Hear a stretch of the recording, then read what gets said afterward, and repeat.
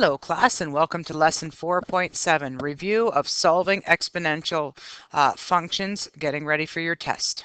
So here are the topics, ladies and gentlemen, to review for this unit. First of all, remember your exponent laws. When you have a multiplication law, don't forget to add the exponents. When you've got a division law, you're going to subtract. Okay, when you got power of a power, you are going to multiply.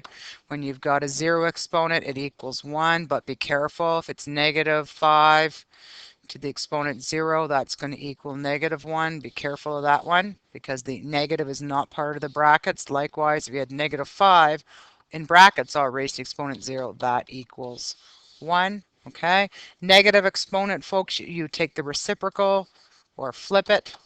Okay, if it's a fraction. Okay, fraction based means that the exponent applies both to the numerator and the denominator.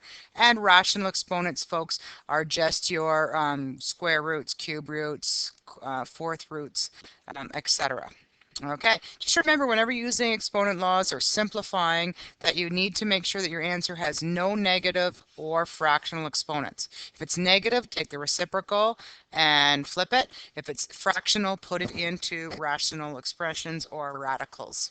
Okay, and just remember, folks, there is more than one approach to solve. So if you and a friend are working on a problem and maybe you work inside the brackets first and the other one might use power of a power first, it's okay as long as you use sound mathematical procedures. You will get at the same, you will arrive at the same solution or simplification.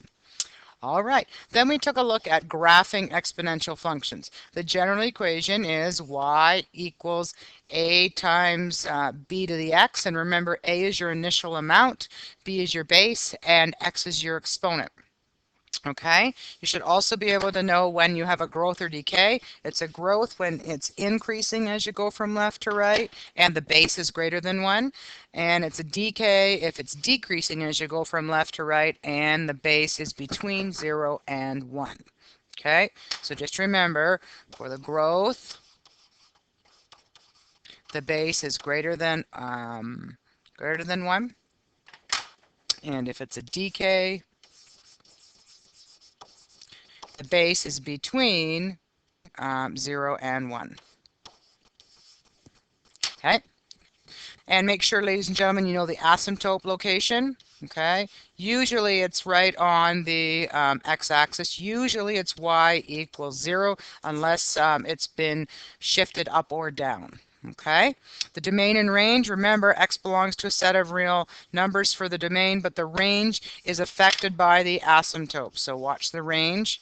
You got to be careful where the asymptote is. Okay. And y ratio is the value you can tell from a table of values when your function is exponential. You take the lower value of y and you divide it by the upper value of y. That's called the y ratio. Okay, it's kind of like doing first and second differences to identify a function, but in this case, to identify exponential functions, the first and second differences aren't the same, so you would try the y ratios and you'll find that that's constant. All right, then we spent a bunch of time talking about solving exponential functions or finding point of intersections. They can both be intertwined. When we're talking about the point of intersection, that's specific to a graph. Okay, but when you're solving exponential functions, ladies and gentlemen, there are 3 ways you can do this. One, by graphing, and you would find the point of intersection where they cross. Okay. Second one, ladies and gentlemen, is having a common base. So example for that, if we had 4 to the x equals 16, you have to get the base the same, so it would be 4 to the x equals 4 to what power? To 2. And once the bases are the same, then the exponents have to be the same. So therefore, x equals 2. The other one is to use logarithms, and if we wanted to use this example for logarithm, you would say that x equals the log of the product, which is 16, divided by the log of the base, which in this case would be 4, and then you'd plug in your calculator and you would get x equals 2. All right. Don't forget, ladies and gentlemen, to check your solutions, i.e. sub your x into your equation to make sure that the left side equals the right side. If you've got one expression, or if you have 2 things and you're trying to find 2 equations and you're finding the point of intersection, don't forget your solution has to include an x and a y.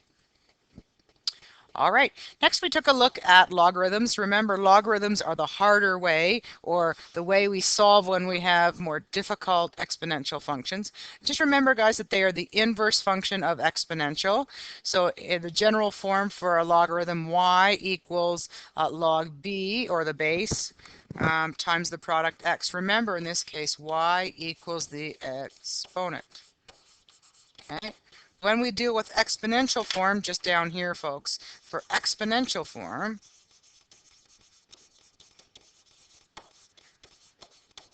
remember it's y equals b to the x, and in this case, it's x is the exponent.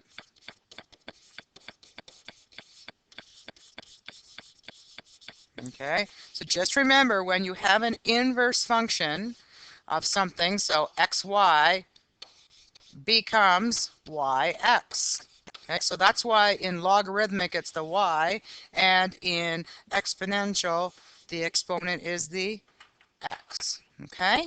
Then we talked about, ladies and gentlemen, applications. So if you've got a word problem and you've got an equation, remember it's a growth. If the base is greater than 1, it's a decay. If the base is less than 1, be able to rearrange the formulas, then use logarithms to determine the value. Just like section 4.6, I believe we did last day.